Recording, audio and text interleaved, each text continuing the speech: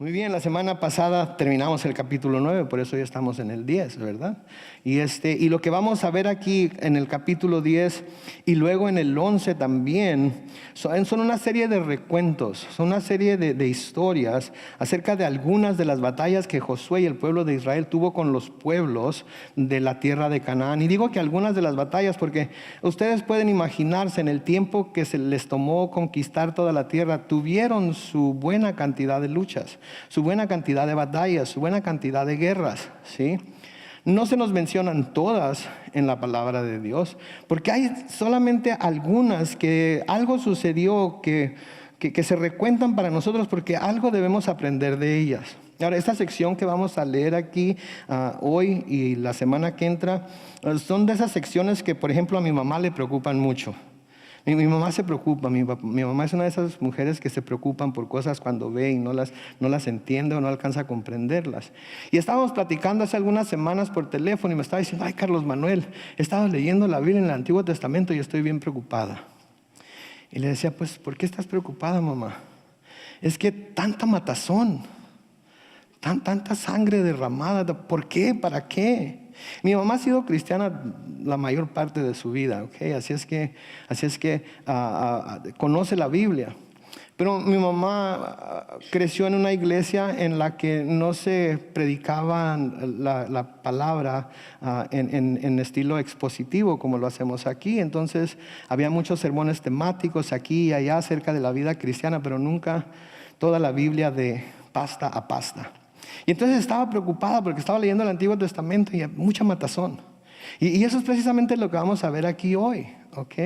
Y cuando vemos cosas así donde hay mucha matazón, en donde vemos a gente que va a morir, y en algunos casos pueblos enteros, no podemos sino rascarnos la cabeza y decir: Señor, ¿por qué permitiste que eso sucediera? Pero no lo hizo nada más porque a Dios le gusta la violencia, no lo hizo nada más porque Dios es un Dios enojón y quiere vengarse de la gente. No, había un propósito en ello y había una razón por la que lo estaba haciendo, ¿sí? Y creo que hoy vamos a poder ver parte de ello. Y tenemos que mantener nuestra mente y nuestro corazón abierto para ver lo que el Señor nos está tratando de decir. Porque recuerden, estos recuentos de estas batallas son porque hay algo en ellas que nosotros debemos aprender. En el capítulo 12 también se nos recuerda a todos los reyes que Moisés venció del otro lado del Jordán, y luego se nos presenta una lista de los reyes que Josué venció una vez que cruzaron el Jordán. Entonces, estos próximos 3 capítulos, les advierto, va a haber mucha espada. Si no lo imaginamos, va a ser sangrienta la cosa, ¿sí?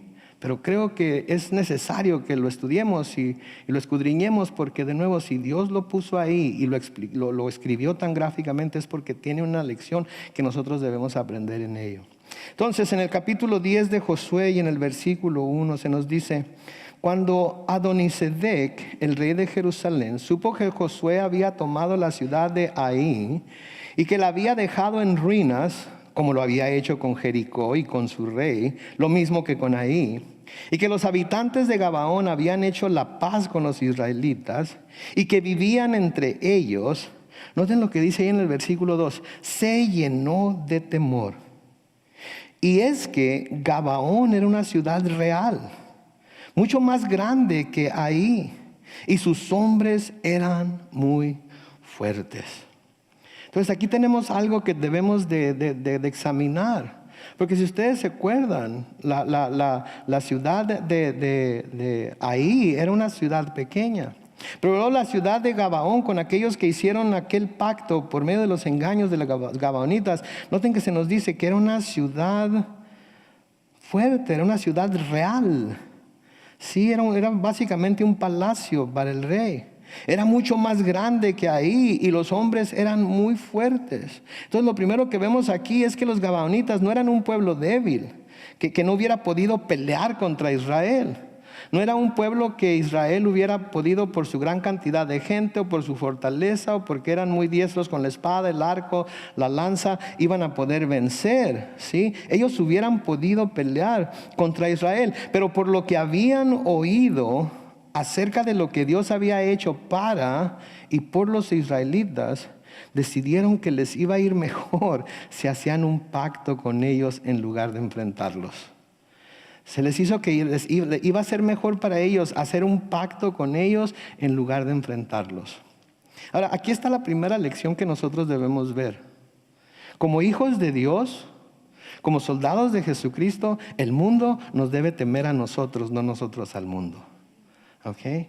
Y encuentro que a menudo es lo contrario. Nosotros le tenemos miedo al mundo y el mundo no nos teme. Pero ¿saben por qué creo eso? No porque Dios sea menos poderoso que lo que era cuando ayudó a los israelitas. Creo que porque nosotros hemos hecho muy mal papel como cristianos de ir y vencer al mundo con la verdad de la palabra de Dios, con la verdad del evangelio, con la espada de la palabra de Dios. Nos achicopalamos, ¿sí? Quisieron echar la Biblia fuera de las escuelas y nadie dijo nada. Quisieron empezar a introducir enseñanzas que van en contra de la religión cristiana y enseñar cosas acerca de otras religiones como los nativos de América y como los musulmanes y como todas las otras religiones que enseñan. Y los cristianos callados. ¿Sí? Ese no es el espíritu que Dios nos ha dado como cristianos. Dios nos ha dado sí un espíritu de amor, pero también no nos dio un espíritu de cobardía.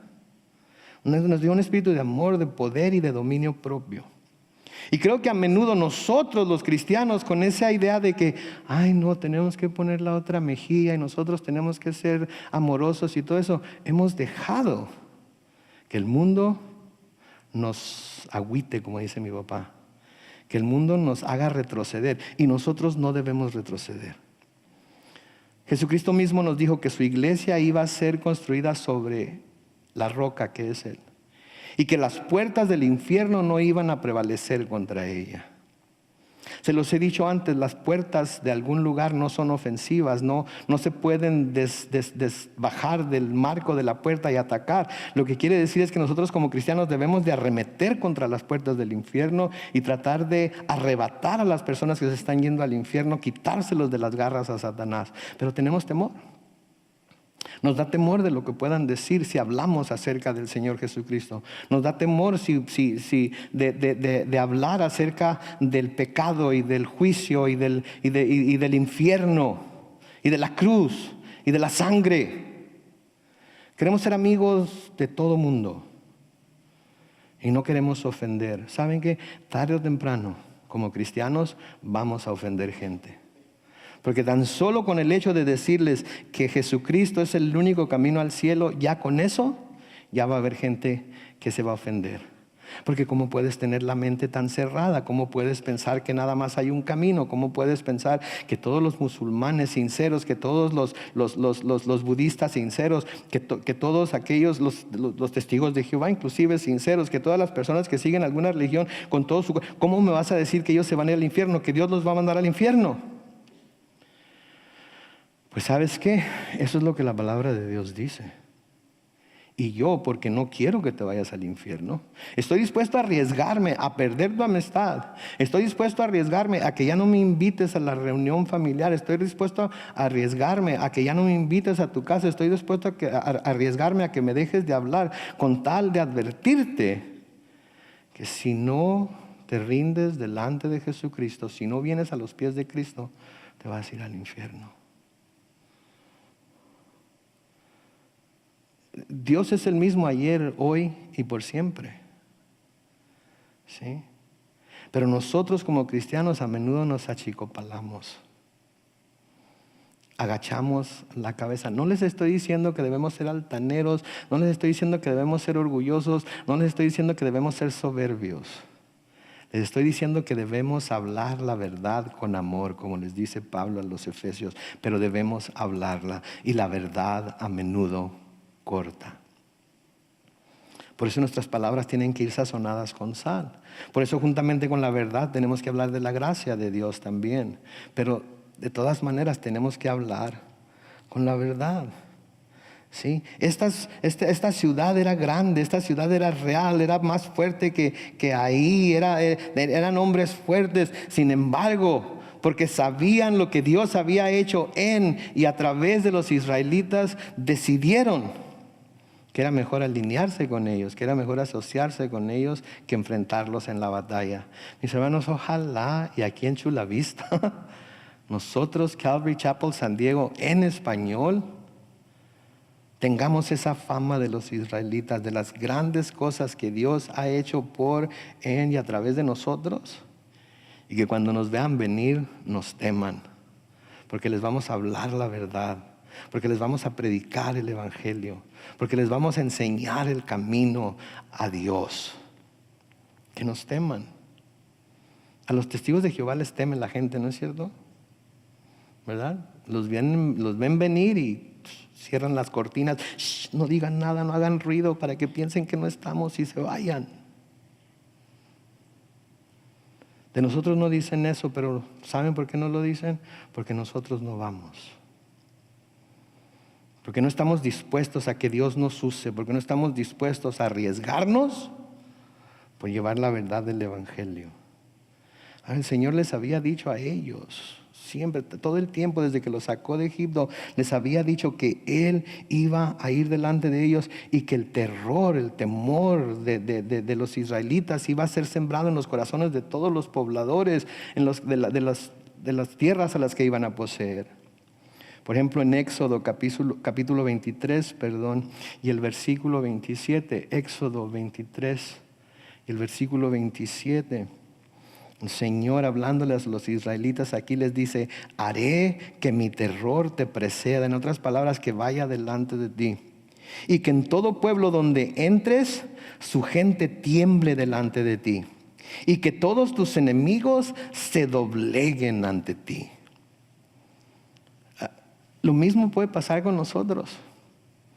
Si nos preparamos, si vamos a Dios en oración, si le pedimos que nos dé su Espíritu Santo, si le pedimos que nos dé su poder, ¿saben qué? Podemos ir con las personas más duras de corazón, podemos ir con las personas más pecadoras, podemos ir con las personas más renuentes a escuchar la verdad de Cristo y decir: Señor, tú me tienes que dar ese poder, tú tienes que ir delante de mí. Y con valor, con valentía, con seguridad de que nos está respaldando la autoridad de la palabra de Dios, hablarle a esas personas. ¿Y saben qué? Si no se entregan a Cristo, cuando menos van a temblar al vernos venir. Y va a haber quienes, algunos que ni siquiera nos lo esperábamos, doblen la rodilla delante del Señor y lo acepten como su Señor y Salvador. Y vamos a quedar asombrados. Vamos a quedar asombrados. Greg Laurie, estoy seguro que todos han oído de Greg Laurie, el gran evangelista de Harvest Crusades. Dice que cuando recién se convirtió, daba pelo largo y todo, iba a la playa a predicar el evangelio, y que en una de esas se sentó a predicar el evangelio a una mujer que estaba ahí sentada, y que después de predicar el evangelio le dijo: ¿quieres aceptar a Cristo? Y ella dijo: sí. Y se quedó todo asustado porque no esperaba que la mujer dijera que sí. No sabía qué decirle, no sabía qué hacer. Mis hermanos, Dios nos puede sorprender de esa manera una y otra y otra y otra vez, si tan solo estamos dispuestos a arriesgarnos a que nos digan que no, porque es lo peor que pueden hacer, decirnos que no. Sí, pero el terror del Señor iba a ir delante de ellos. Y el pueblo y la gente a la que iban a ir a conquistar iba a temblar delante de ellos. Y sus enemigos se iban a doblegar delante de ellos. ¿Y saben qué? Nosotros podemos ver lo mismo si tan solo nos arriesgamos. Sí, ahora, aun cuando ahí había vencido a Israel, si ustedes se acuerdan, ahí había vencido a Israel en su primera batalla. Sí, una vez que Israel se alineó con lo que Dios les había dicho, obtuvieron victoria sobre ellos, y ahora todos los pueblos alrededor estaban teniendo temor. Lo que nos debe decir esto a nosotros es que como cristianos, aun cuando antes hemos sufrido derrotas a manos del enemigo, porque todos hemos sufrido derrotas a manos del enemigo, ¿no es cierto? Todos hemos sufrido derrotas en alguna que otra batalla. El enemigo nos ha ganado, el enemigo nos ha hecho que nos asustemos, el enemigo nos ha atacado y nos hemos retrocedido, ¿sí? Aun cuando hayamos sufrido derrotas a manos del enemigo, lo que esto nos debe decir es que si hacemos lo mismo que Josué y los israelitas hicieron después de su derrota, que fue ir a buscar a Dios, que fue buscar al que había ofendido a Dios, que fue componer las cosas que estaban mal, nosotros también obtendremos nuestras victorias y las bendiciones que Dios ha prometido a quienes se alinean con su voluntad. Noten que dije a quienes se alinean con su voluntad, porque a menudo queremos que Dios se alinee con nuestros planes. A menudo queremos que Dios se alinee con nuestros planes. Nosotros hicimos el plan, nosotros hemos pensado en cómo le vamos a hacer, en lo que vamos a hacer, y luego pedimos a Dios que venga y lo bendiga. No se trata de que Dios se alinee con nuestros planes, se trata de que nosotros nos alineemos a los planes de Él. Pero para saber cuáles son sus planes, tenemos que estar constantemente buscando su rostro. Ahora, porque están alineados ellos con la voluntad de Dios, hasta aquellos que hubieran sido sus enemigos, hablando de los gabaonitas, ¿sí? Aunque ahora están en un pacto con ellos, aunque por medio de engaños, ahora están en paz con ellos. Ahora están en paz con ellos. Y si se acuerdan, los gabaonitas estaban ministrando a Dios en el tabernáculo y estaban ministrando al pueblo de Dios. ¿Sí? ¿Pero por qué fue? Por el testimonio de Dios. Y porque los gabaonitas decidieron que era mejor alinearse con ellos que pelear contra ellos. ¿Sí? Pero como nosotros sabemos ya, en nuestra experiencia como cristianos, a nuestro enemigo no le gusta cuando nos encontramos en paz. Y especialmente si esa paz en la que estamos viviendo es una paz que Dios nos ha traído. Lucha y saca las garras y trata por todas las maneras posibles de venir a robarnos esa paz. No quiere que estemos en paz. No le gusta que estemos tranquilos. Y entonces busca la manera de atacarnos de nuevo. Nótenme el versículo 3. Por eso el rey Adonisedec envió mensajes a Oán, Pirán, Jafía y Debir, que eran los reyes de Hebrón, Jarmut, Laquis y Eglón, en ese orden, en los que les decía: vengan en mi ayuda, vamos a combatir. Noten que no dice a Israel, dice a Gabaón, porque ha hecho una alianza de paz con Josué y con el pueblo de Israel. Entonces los reyes de Jerusalén, Hebrón, Jarmut, Laquis y Eglón, que eran los 5 reyes que de los amorreos se aliaron, y con todos sus ejércitos fueron y acamparon cerca de Gabaón para pelear contra ella. ¿Qué fue lo que hizo Gabaón cuando estos 5 reyes se juntaron para pelear contra ellos? Versículo 6 dice: por su parte, los habitantes de Gabaón enviaron mensajeros al campamento de Josué en Gilgal, y acuérdense de ese nombre, Gilgal, de esa ciudad de Gilgal, para decirle: no nos niegues tu ayuda, pues somos tus siervos. Ven pronto a defendernos, pues todos los reyes de los amorreos que habitan en las montañas se han aliado contra nosotros. Curioso, ¿no creen? Que todos estos reyes, en lugar de buscar la paz con los israelitas, deciden hacerle la guerra a aquellos que hicieron un pacto con ellos. Digo, si vieron a los de Gabaón que habían hecho un pacto con Israel y que Israel los estaba tratando bien y que Israel los había recibido y que Israel había respetado sus vidas y no los había matado como deberían de haberlo hecho, pero no lo hicieron. Entonces yo creo que lo más prudente hubiera sido que ellos también hicieran un pacto.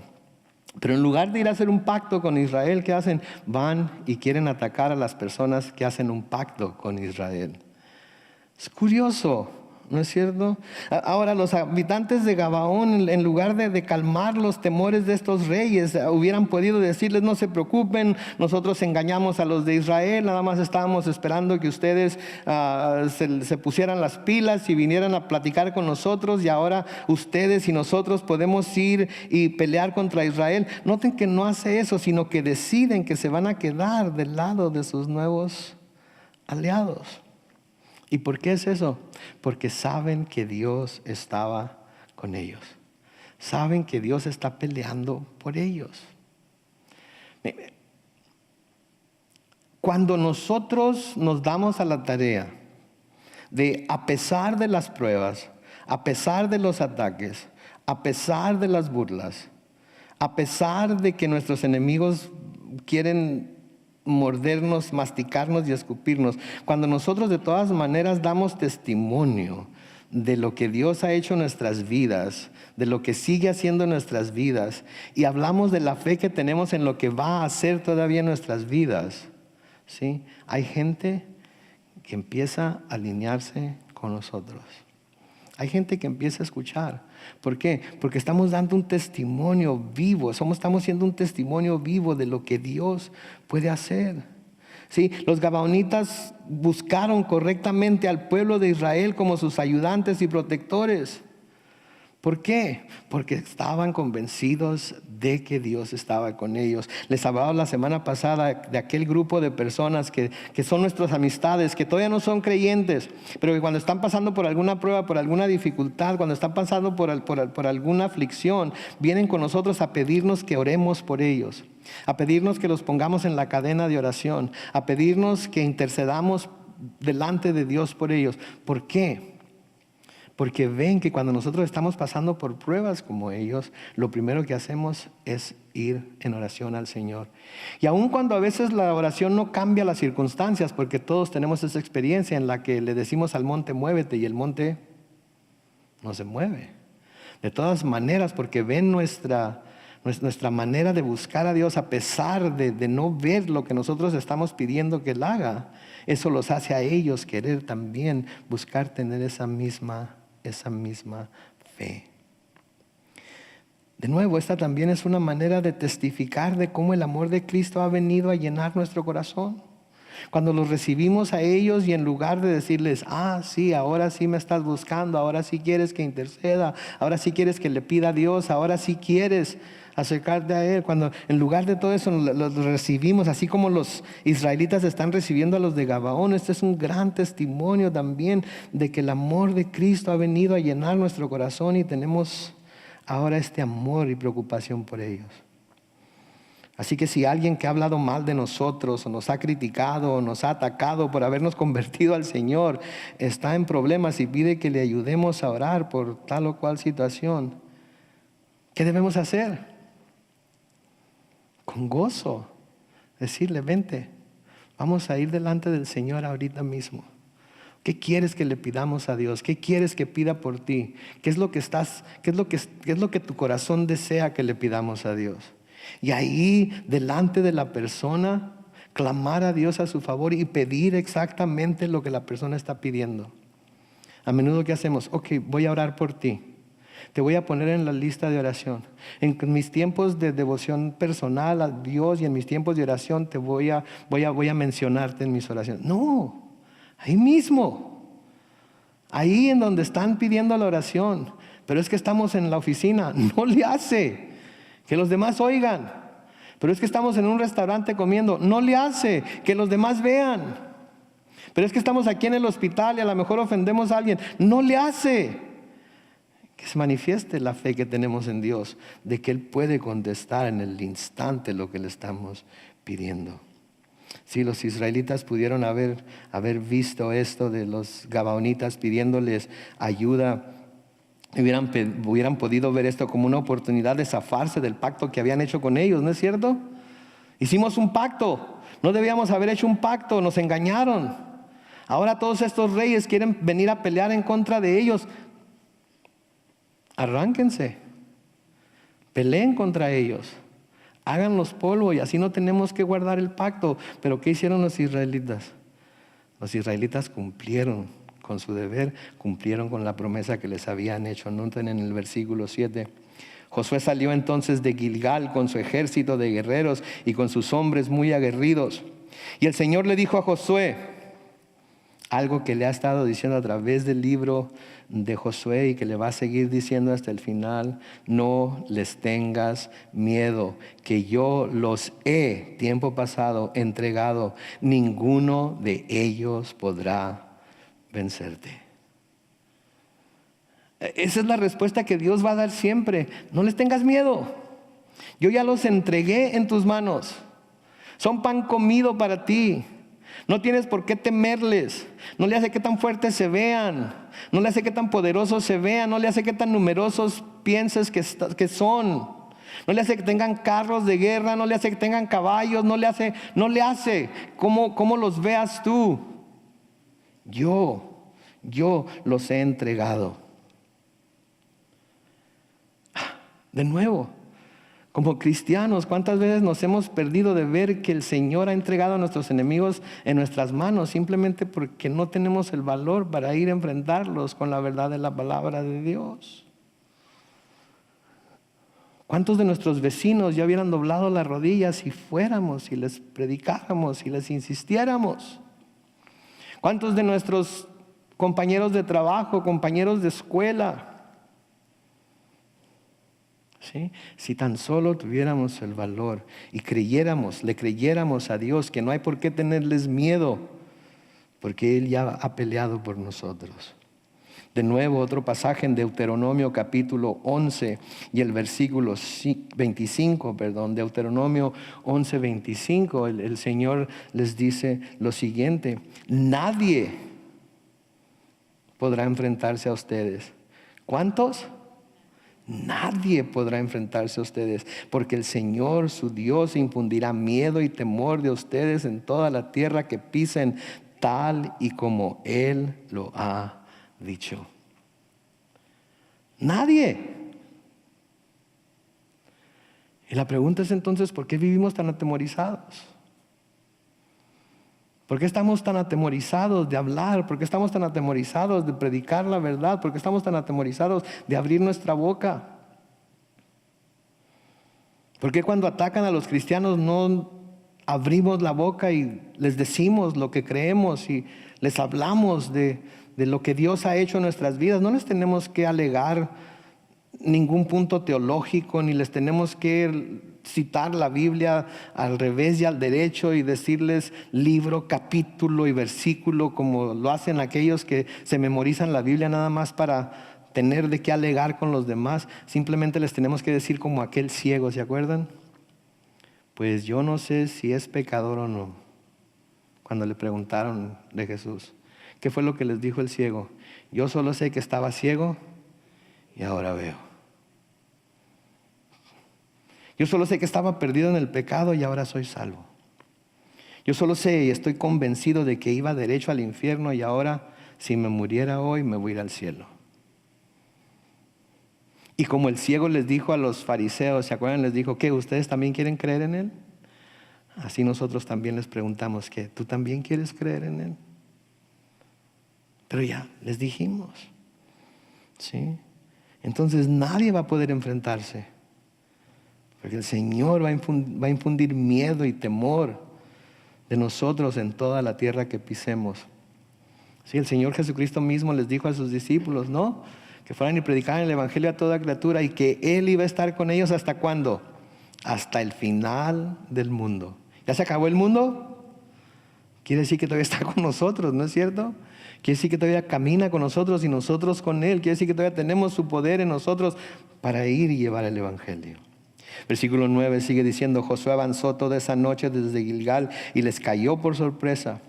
Otra vez mencionan ahí Gilgal. Acuérdense de esa palabra, de esa ciudad. Versículo 10, cuando los reyes vieron al pueblo de Israel, el Señor hizo que ellos se llenaran de gran aflicción. Así el Señor los hirió de muerte en Gabaón y los persiguió por el camino que lleva a Bet-Jorón y hasta Azeca y Maceda.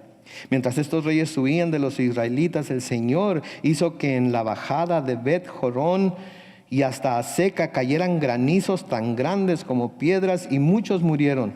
Noten lo que dice la siguiente parte del versículo 11. Fueron más los que murieron por causa del granizo que los muertos a filo de espada por los hijos de Israel. Esto que estaban sufriendo estos reyes, lo estaban sufriendo porque Dios los estaba juzgando. Los estaba juzgando por su pecado, los estaba juzgando por su maldad. Vamos a ver más adelante. Y este granizo que Dios envió mató a más de ellos que los que mataron los israelitas a filo de espada. Versículo 12 sigue diciendo, el día en que los amorreos fueron vencidos, Josué le habló al Señor en presencia de los israelitas y dijo, Sol, detente en Gabaón. y tu luna en el valle de Ayalón. Y el sol y la luna se detuvieron, y el pueblo se vengó de sus enemigos. ¿Acaso esto no está escrito en el libro de Jacer? El sol se detuvo en medio del cielo, y durante casi un día entero no se apresuró a ocultarse. Ahora hay un par de cosas que quiero que veamos aquí. Una, la confianza de Josué. La confianza de Josué para decirle al sol: sol, detente. El Señor le había dicho que peleara contra estos 5 reyes y no descansara hasta que acabara con todos.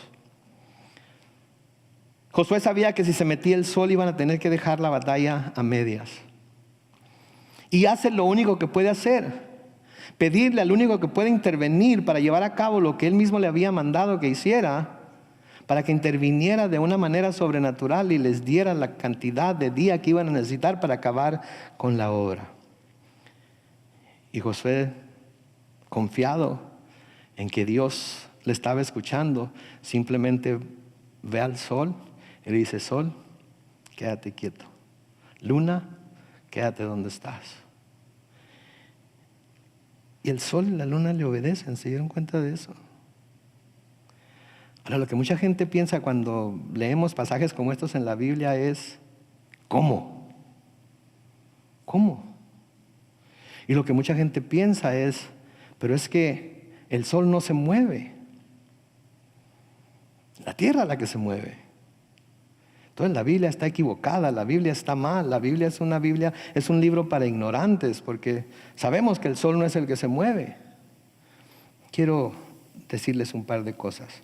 Lo primero es que la Biblia, escuchen bien esto, no es un libro científico.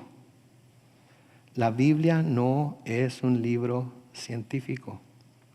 ¿Okay? La ciencia, en muchas ocasiones y en muchos modos, ha venido a confirmar muchas de las cosas de lo que la Biblia dice. Pero la Biblia en sí no es un libro científico. Y los hombres que Dios escogió para escribir la Biblia no eran científicos tampoco. Muchas de las cosas que escribieron, las escribieron desde el punto de vista de un hombre de su tiempo. Y todos nosotros sabemos que el sol, ¿cuántos decimos el sol salió? ¿Cuántos decimos el sol? O el sol se metió, ¿verdad? ¿El sol salió? ¿El sol se mete?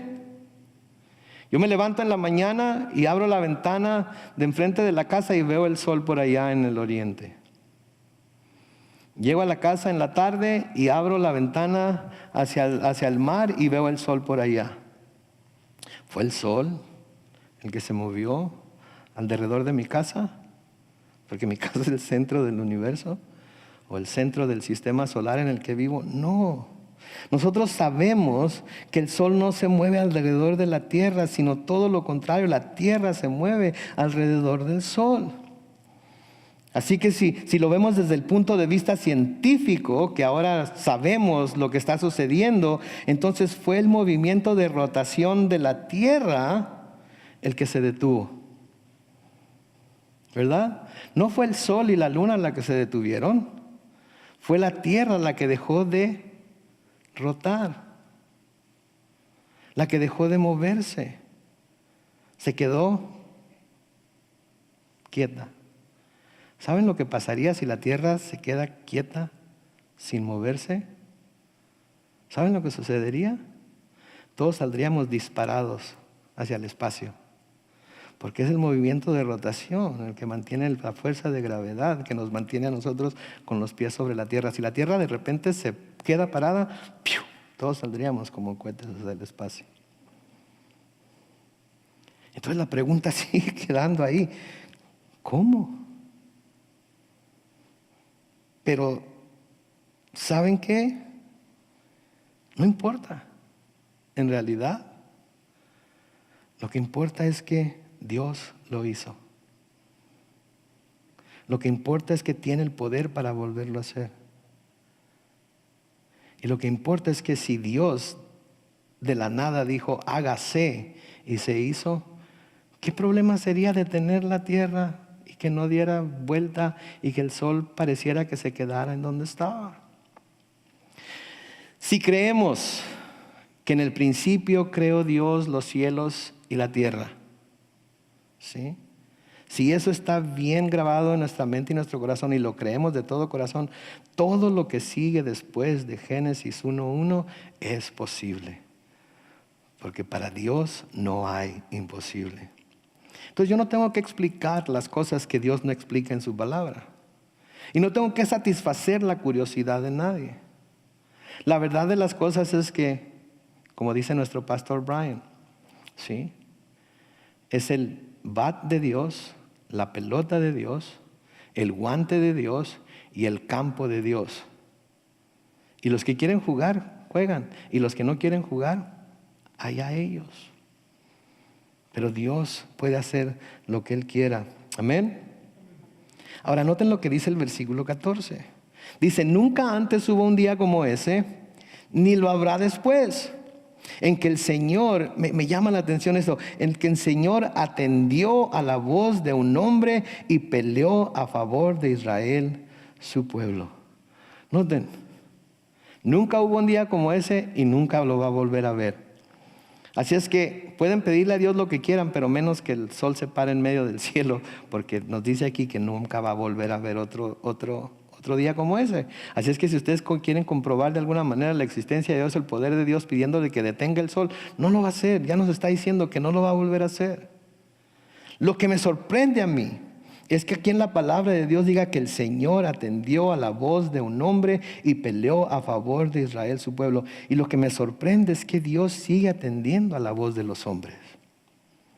Dios sigue atendiendo a la voz de los hombres y mujeres que lo buscan y que buscan hacer su voluntad. Dos cosas que quiero que miremos en este pasaje. Uno, de nuevo, la osadía de Josué para pedir que algo como esto sucediera. Digo, imagínense, ¿sí? Y también la lección que nosotros como cristianos debemos aprender de ello. Porque es necesario que cuando vayamos a Dios en oración, vayamos confiados, primero, en que estamos alineados con la voluntad de Dios. Porque si lo que estamos pidiendo está alineado con la voluntad de Dios, ¿qué nos dice Juan? Estamos seguros de que lo vamos a obtener, ¿sí?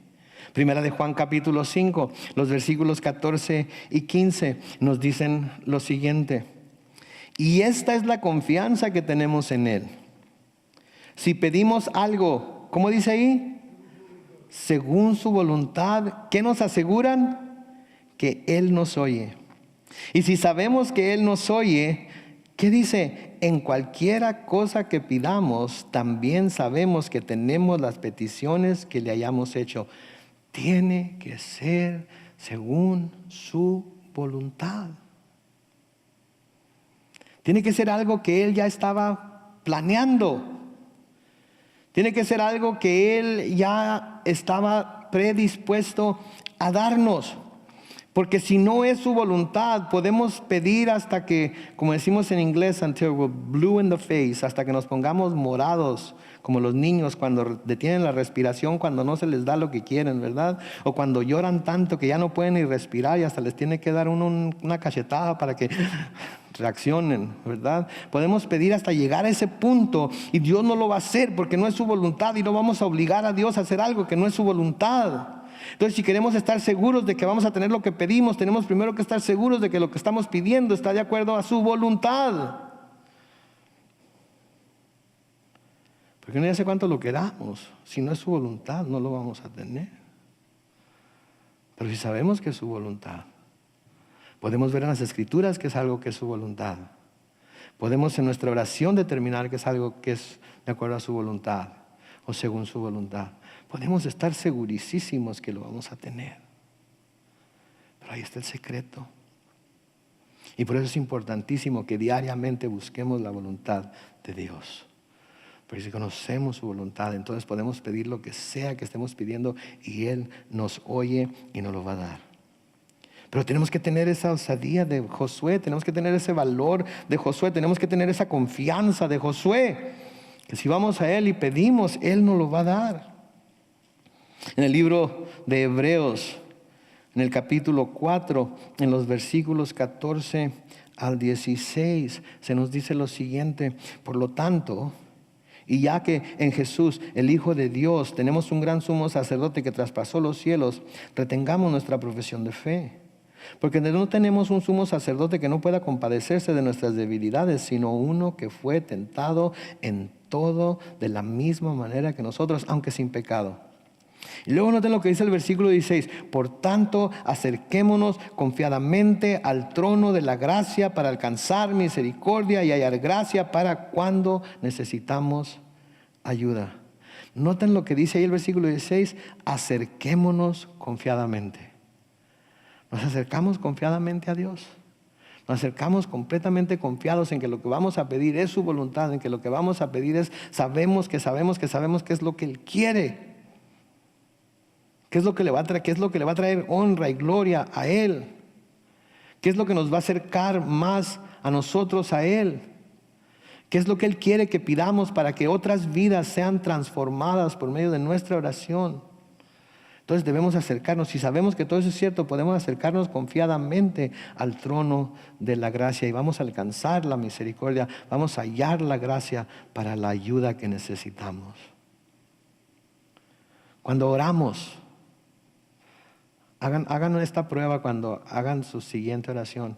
Si Dios contestara esa oración, aparte de ustedes, la contestación de Dios iba a servir para bendecir a otros, o el único bendecido soy yo.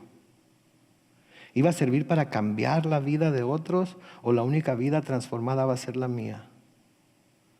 Porque esas son las oraciones que Dios no contesta. Esas son las oraciones que son oraciones egoístas. Esas son las oraciones que Santiago nos advierte que no debemos hacer. Y se piden y no tienen. ¿Por qué? Porque piden para sí mismos. Como dice mi papá, ustedes están como el asadón. ¿Saben cómo está el asadón, verdad? Todo para acá, todo para acá, todo para acá. ¿Qué es lo que estamos pidiendo? Estamos pidiendo por los demás, estamos pidiendo bendición para los demás, estamos pidiendo lo que queremos para nosotros, para los demás. ¿O es nada más para nosotros? Es una prueba que debemos aplicar en nuestras oraciones. Esta oración, si Dios me la contestara ahorita, ¿alguien más iba a ser bendecido por ella? ¿La vida de alguien más iba a ser transformada? ¿O solamente yo? Solamente la mía. Noten ahí en el versículo 15. Josué 10. Después de esto, Josué y el pueblo de Israel volvieron al campamento en Gilgal. Los 5 reyes huyeron y se escondieron en una cueva en Maceda, pero cuando les avisaron a Josué que habían hallado a los 5 reyes escondidos en esa cueva, dijo: tapen la entrada de la cueva con grandes piedras y pongan guardias frente a ella. O sea, déjenlos ahí encerrados por ahorita, no se preocupen por ellos, hay cosas más importantes que hacer. Versículo 19. Y ustedes no se detengan, sigan a sus enemigos y atáquenlos por la retaguardia. No los dejen entrar en sus ciudades, porque el Señor nuestro Dios, noten, los ha entregado en sus manos. Josué y el pueblo de Israel hirieron a los amorreos hasta destruirlos, pero algunos de ellos lograron entrar en las ciudades fortificadas. Después todo el pueblo volvió sano y salvo al campamento en Maceda donde estaba Josué, y no hubo nadie que hablara mal de los hijos de Israel. Entonces Josué dijo: abran la entrada de las cuevas donde están los 5 reyes amorreos y sáquenlos. Y así lo hicieron, y sacaron a los reyes de Jerusalén, Hebrón, Jarmut, Laquis y Eglón, y los llevaron ante Josué. Entonces él llamó a todos los hombres de Israel y a los jefes de los guerreros que lo habían acompañado, y les dijo: pongan sus pies sobre el cuello de estos reyes. Y ellos se acercaron y se pararon sobre sus cuellos. Y entonces Josué les dijo: no tengan miedo, no se atemoricen, sino que sean fuertes y valientes, porque así hará el Señor con todos sus enemigos contra quienes ustedes peleen. Después de eso, Josué los hirió de muerte e hizo que los colgaran en 5 árboles, en donde se quedaron colgados hasta que cayó la noche.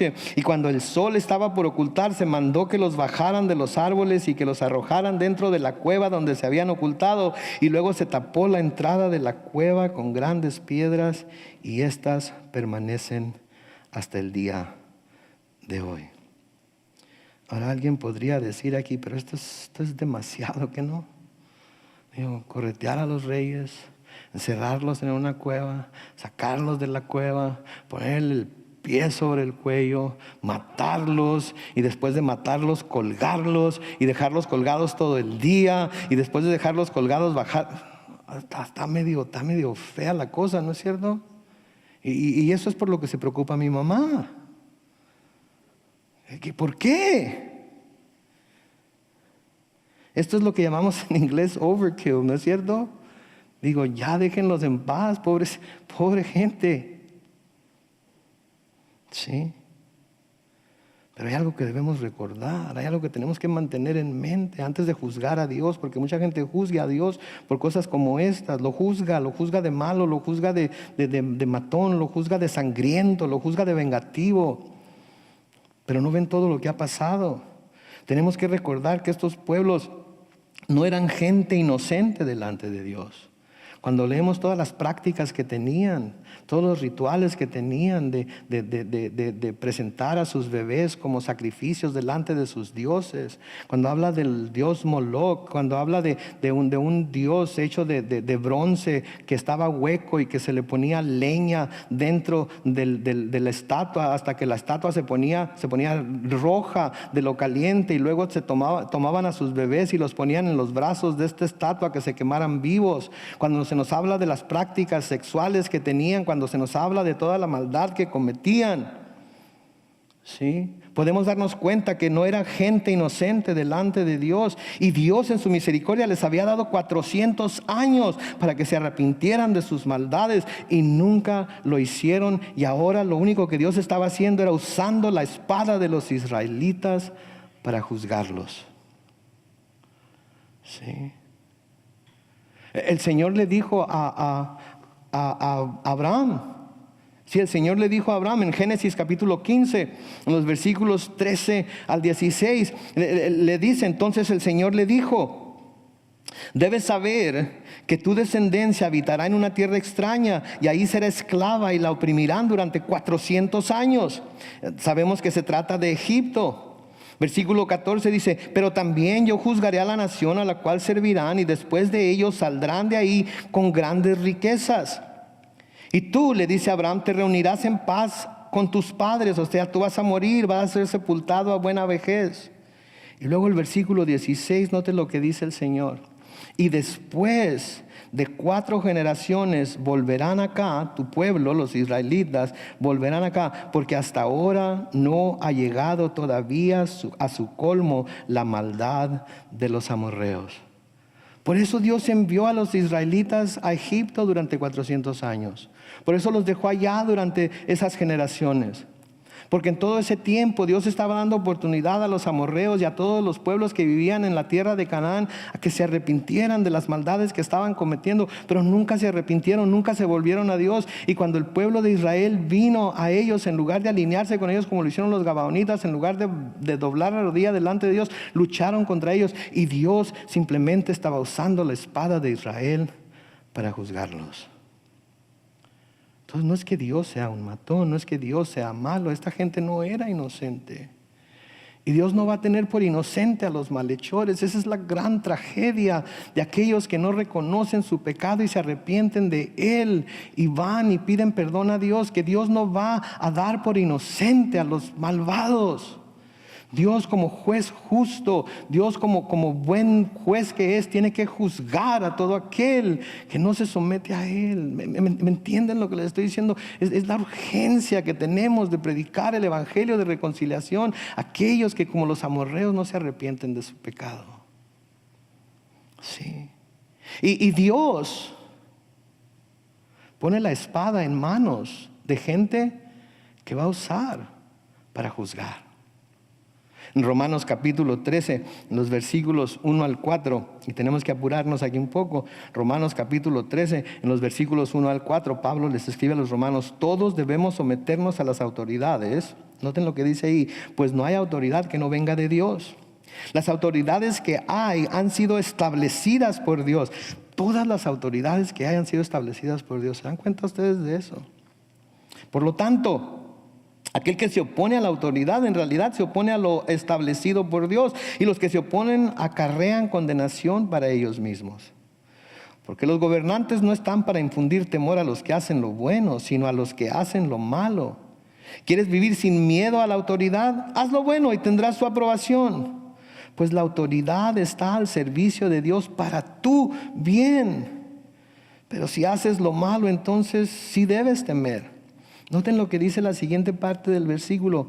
Porque no lleva la espada en vano, sino que está al servicio de Dios para darle su merecido al que hace lo malo.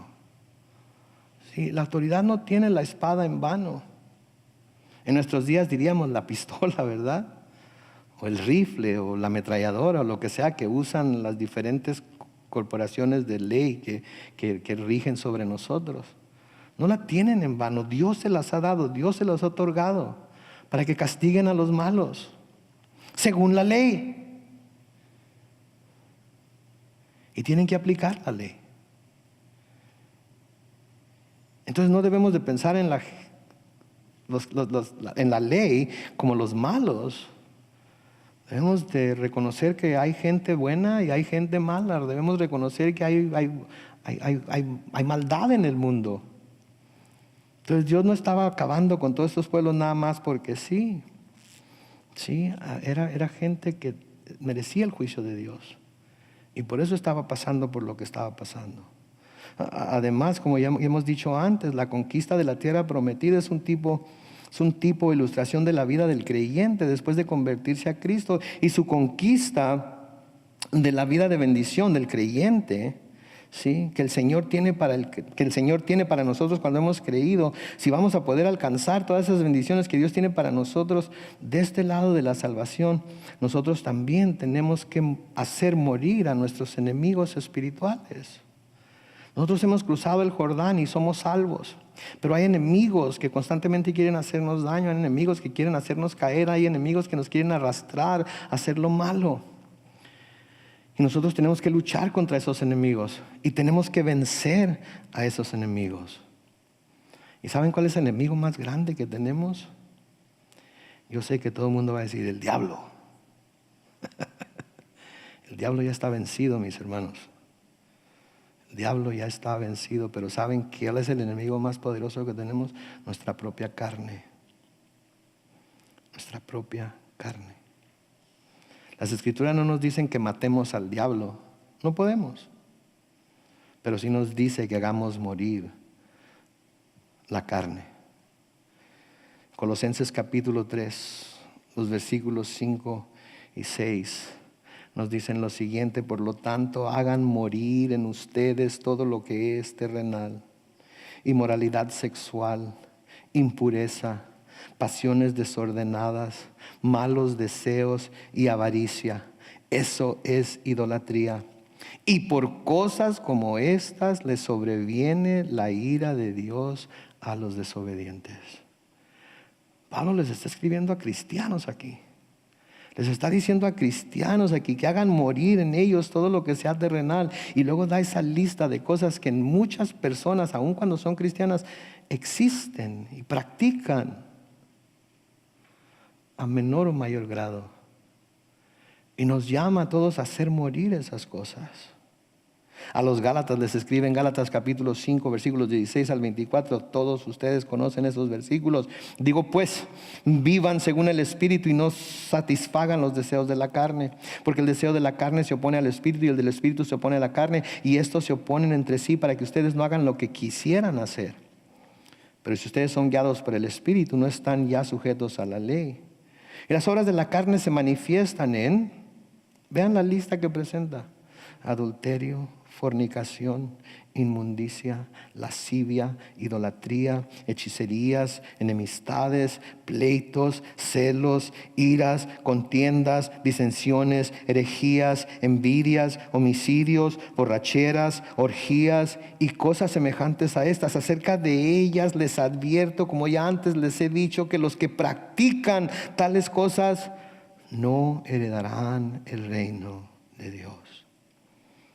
Pero el fruto del Espíritu es amor, gozo, paz, paciencia, benignidad, bondad, fe, mansedumbre, templanza. Contra tales cosas no hay ley. Y los que son de Cristo, noten, han crucificado la carne con sus pasiones y deseos. ¿Somos de Cristo aquí todos? Hemos crucificado la carne con sus pasiones y deseos. Por favor, no contesten, es para que ustedes mismos se examinen y vean su corazón con toda honestidad y piensen, ¿he en realidad crucificado mi carne con sus pasiones y deseos o sigo haciéndole caso? ¿O sigue viva? Porque lo mismo que Dios mandó a Josué a hacer con los enemigos que estaban enfrentando en Canaán, que era acabar con ellos, es lo mismo que ahora se nos pide a nosotros como cristianos que hagamos con la carne, que la matemos. Y Dios nos llama a hacer cosas inimaginables. Mismo Jesucristo usó palabras exageradas para decirnos lo que debíamos hacer. Con esto vamos a terminar aquí hoy. Y siento que vayamos a terminar con esto, pero tenemos que terminar porque se nos acaba el tiempo. En Mateo capítulo 5, los versículos 27 al 30, y luego en Mateo 18, versículos 8 al 9. Pero en Mateo 5, versículos 27 al 30, el Señor Jesucristo dice: ustedes han oído que fue dicho, no cometerás adulterio. Pero yo les digo que cualquiera que mira con deseos a una mujer ya adulteró con ella en su corazón. Por tanto, si tu ojo derecho te hace caer en pecado, ¿qué dice? Sácatelo y deshazte de él. Es mejor que se pierda uno de tus miembros, sino que todo tu cuerpo sea echado al infierno. Y si tu mano derecha te hace caer en pecado, ¿qué dice? Córtatela y deshazte de ella. Es mejor que se pierda uno de tus miembros y no que todo tu cuerpo sea echado al infierno. Porque está diciendo este Señor Jesucristo, si hiciéramos lo que Él nos dice aquí que hiciéramos, ¿cuántos estuviéramos tuertos ahorita? ¿Cuántos estuviéramos mancos? ¿Cuántos traeríamos muleta porque ya nos cortamos una patrulla? ¿Cuántos estaríamos completamente ciegos porque al sacarnos un ojo no evita que el otro ojo haga lo mismo? ¿No es cierto? Mis hermanos, son los extremos a los que nos llama el Señor para combatir el pecado en nuestras vidas. Por eso Josué es tan buen ejemplo para nosotros. Por eso Josué es tan buen ejemplo para nosotros. Les dejo de tarea que lean lo que sigue de ahí del capítulo 10 de Josué, del versículo 28 hasta el versículo 43. Y van a ver que habla mucho acerca de cómo fue el Señor el que peleó a favor de Israel. Y luego al final en el versículo 43 dice, después de que Josué acabó con muchos de estos pueblos, con muchos de estos reyes, luchó contra ellos y los derrotó, dice, después Josué y todo el pueblo de Israel volvieron a su campamento y de nuevo en Gilgal. ¿Se acuerdan de Gilgal? Lo vimos cuando estudiamos el capítulo 5. Gilgal fue aquella ciudad en la que se consagró el pueblo de Israel de nuevo al Señor. Circuncidaron a todos los que no habían sido circuncidados en los 40 años que anduvieron por el desierto. Celebraron la Pascua de nuevo, se consagraron a Dios de nuevo. Y si ustedes leen, o como lo vamos a hacer, todo el libro de Josué, vamos a ver que todas las victorias de Israel siempre vinieron de Gilgal. Siempre vinieron después de esa consagración al Señor. En Primera de Pedro, capítulo 1, los versículos 13 al 21, nos hablan de estar listos para la acción, listos para la lucha. Sí. Y nos dice ahí Pedro, por lo tanto, preparen su mente para la acción. Estén atentos y pongan toda su esperanza en la gracia que recibirán cuando Jesucristo sea manifestado. Pórtense como hijos obedientes y no sigan los dictados de sus anteriores malos deseos de cuando vivían en la ignorancia. Al contrario, vivan una vida completamente santa, porque santo es aquel que los ha llamado. Escrito está, sean santos porque yo soy santo. Si ustedes llaman Padre aquel que a juzgar se fija en lo que se ha hecho y no en quién lo hizo, vivan el resto de sus vidas en el temor de Dios. Ustedes saben que fueron rescatados de una vida sin sentido, la cual heredaron de sus padres, y que ese rescate no se pagó con cosas corruptibles como el oro y la plata, sino con la sangre preciosa de Cristo, sin mancha y sin contaminación, como la de un cordero, que ya había sido destinado desde antes de que Dios creara el mundo, pero que se manifestó en estos últimos tiempos por amor a ustedes. Por él ustedes creen en Dios, que fue quien lo resucitó de los muertos y lo ha glorificado, para que ustedes tengan puesta su fe y su esperanza en Dios. Es una lucha esta vida, ¿no es cierto? Es una lucha constante. Pero tenemos que vivirla completamente consagrada a Dios. Y llegar al extremo que tengamos que llegar para no perdernos en el pecado, para poder experimentar esa victoria que Dios tiene para todos nosotros. Y por último, no tengamos miedo de enfrentar al mundo. El Espíritu Santo de Dios nos da el poder, la palabra de Dios nos da la autoridad y Dios mismo nos ha mandado a hacerlo. Enfrentemos a este mundo entonces con la verdad de su palabra y con las buenas nuevas del Evangelio. Amén. Oremos.